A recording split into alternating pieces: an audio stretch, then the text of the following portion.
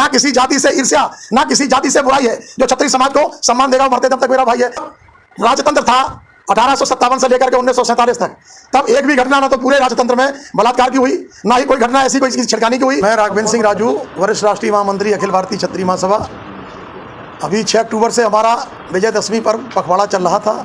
उत्तर प्रदेश के 15 जिलों में हमारा समापन नोएडा में हुआ और उसके बाद 18 तारीख को नई दिल्ली में बैठक हुई।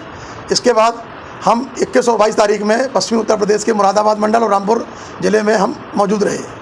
आज मैं आपके बीच हूँ गोरखपुर में, और गोरखपुर के बाद कुशीनगर, गोपालगंज, बिहार होते हुए कल मैं मुजफ्फरनगर में हमारी एक समीक्षा बैठक है।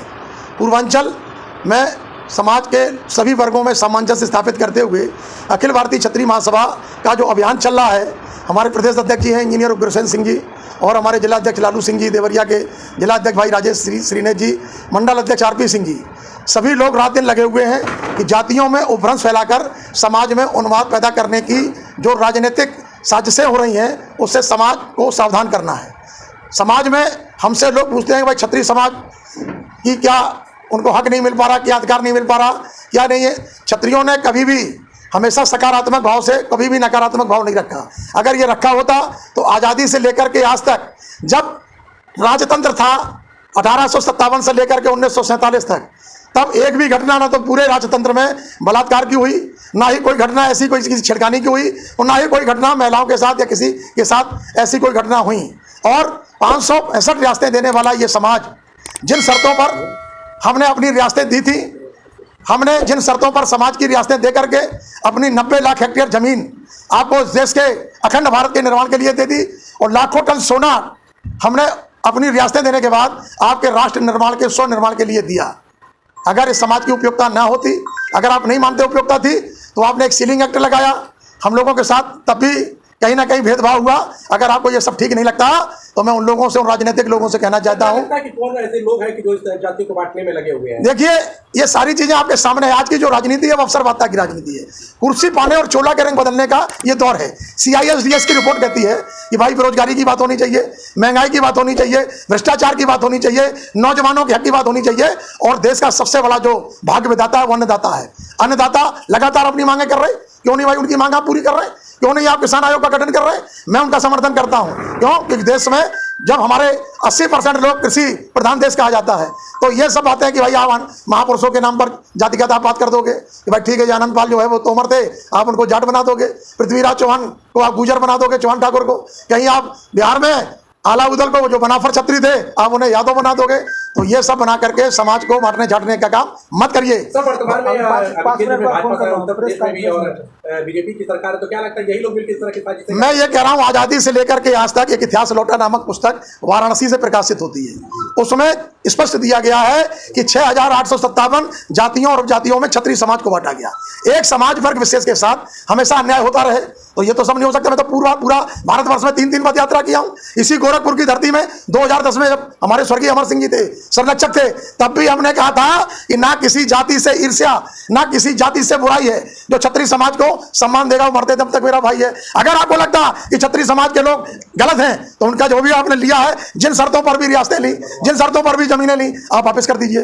फिर आप हमको बताइए, क्या आज ये स्थिति नहीं है कि सुबह आप सपा में है, शाम को आप भाजपा में है, फिर आप बसपा में है? अवसरवादिता की राजनीति है। कुर्सी पाने की जंग में यह समाज सर्वाधिक पिछड़ गया। इसलिए हम सभी चाहते हैं, हमारा किसी जाति धर्म उससे मतलब नहीं है, लेकिन हम चाहते हैं कि जब ये देश, भारत देश में विभिन्न संस्कृति और संस्कारों के लोग रहते हैं तो सारे संस्कृति और संस्कारों के लोगों का सम्मान हो। अब आप हमारे 33 कोटि हजार देवी देवता हैं, उनको आप गाली देंगे, उनके हमारे जो धार्मिक ग्रंथ हैं उन पर आप टिप्पणी करेंगे। तो हमने तो कैथल में भी हरियाणा में कहा था, और हरियाणा का रिजल्ट बताता है। मैं था असंध में, वहां 2 सीटें भले हम जीते हों, लेकिन अब आप देखिए 11 सीटों पर दूसरे और तीसरे नंबर पर रहे।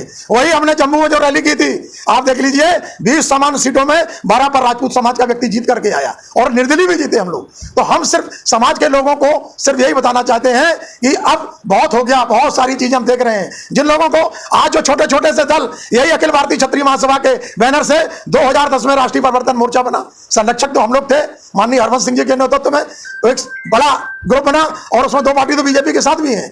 तो जब सत्ता में आप चले गए तो हमारे समाज को भूल जाएंगे। अब ये सब होने वाला नहीं है। भेदभाव बंद करिए।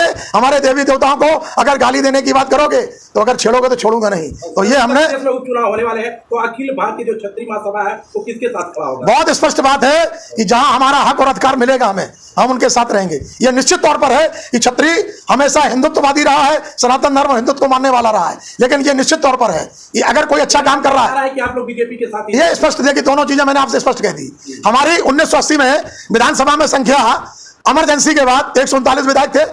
1952 में जब हमारी 180 विधानसभा थी राजस्थान में, तब हम 72 सीटें जीते थे।